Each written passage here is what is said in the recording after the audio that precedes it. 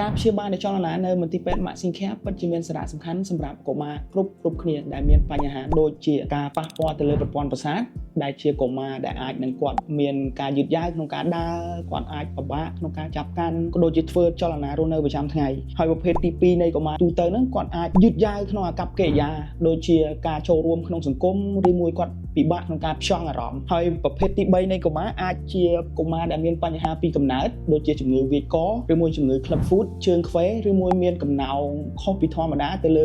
ផ្នែកឆ្អឹងខ្នងក៏ដូចជាឆ្អឹងកងចង្កេះយើងដែរហើយទី4គឺផ្ដោតទៅលើបញ្ហាសួតការរលាកសួតក្មេងដែលមាន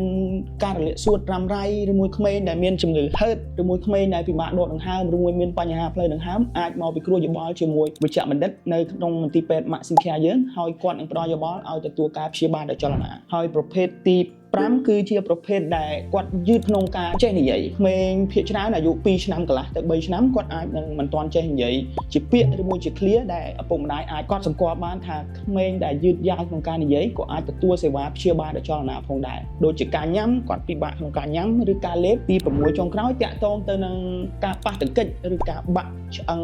ឬមួយការមានបញ្ហាទៅលើក្រិចថ្លោះដែលកុមារពិបាកក្នុងការដើរឬចាប់កាន់ឬមានការឈឺចាប់ការព្យាបាលចលនាពិតជាមានសារៈសំខាន់ចំពោះពួកគាត់មែន